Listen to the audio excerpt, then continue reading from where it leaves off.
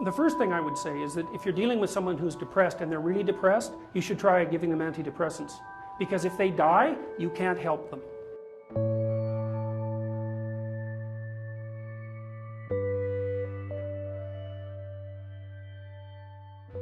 Okay, so if you're suffering, you are obligated, in a sense, to hold on to whatever rope someone throws you.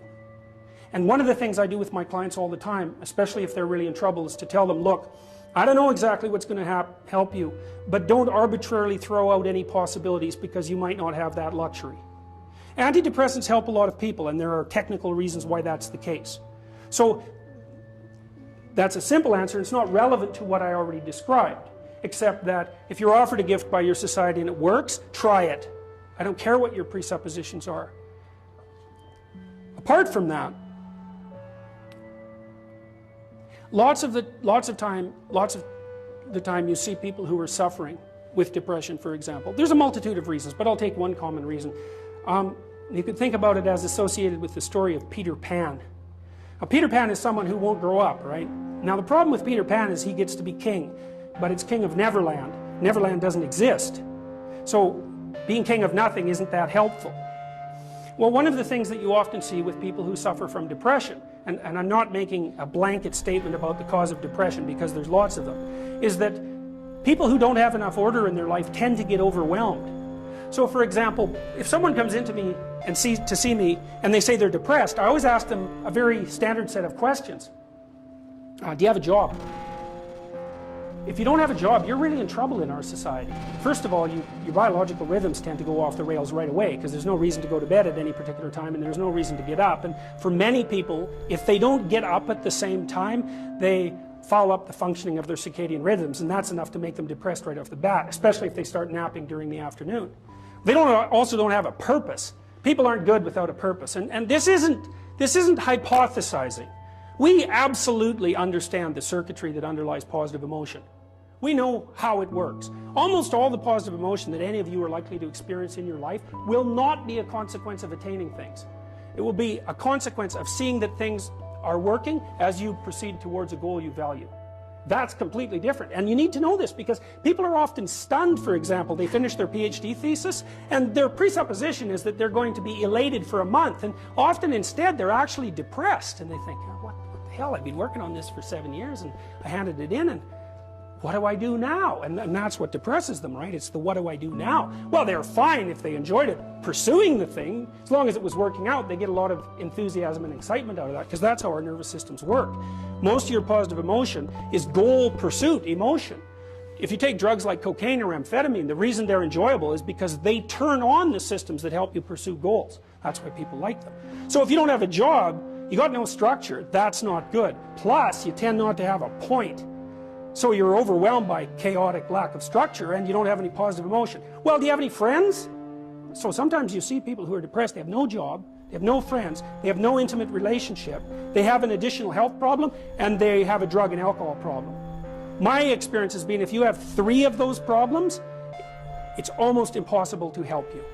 You're so deeply mired in chaos that you can't get out because you make progress on one front and one of the other problems pulls you down. So one of the things I tell people who are depressed is like, don't sacrifice your stability. Get a job, even if it's not the job you exactly want. Get a damn job, you need a job. Find some friends. Get out in the dating circuit. See if you can establish an intimate relationship. Put together some of the foundational items that are like pillars that your life rests on. Well, that's the practical thing to do. So that's one example with regards to depression.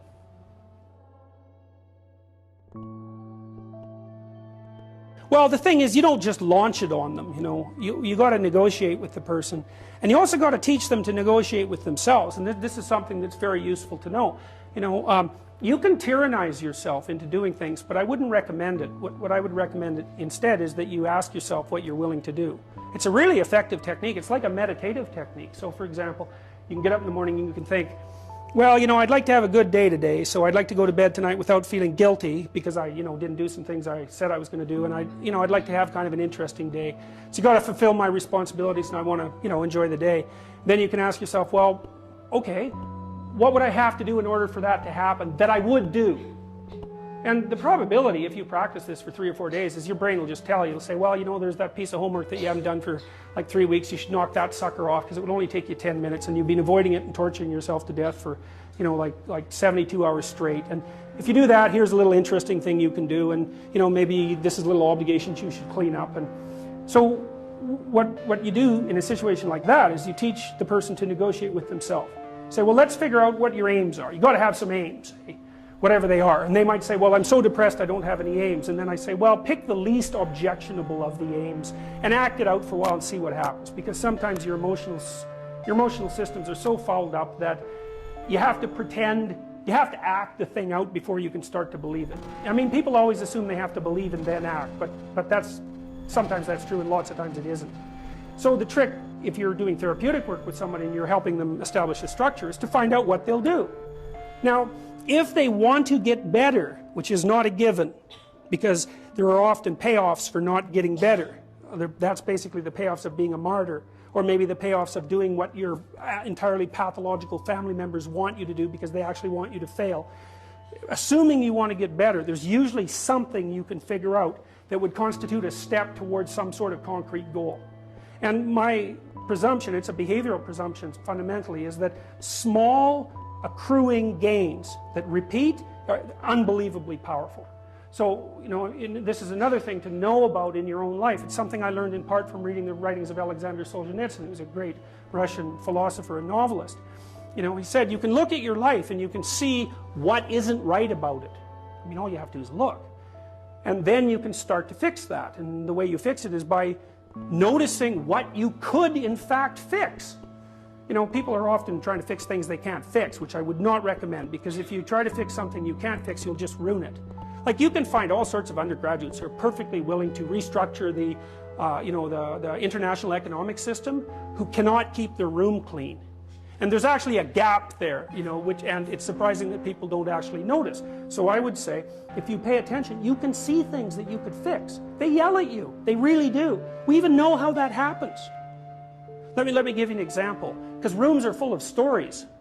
And the stories have effects on you. So here's a classic experiment.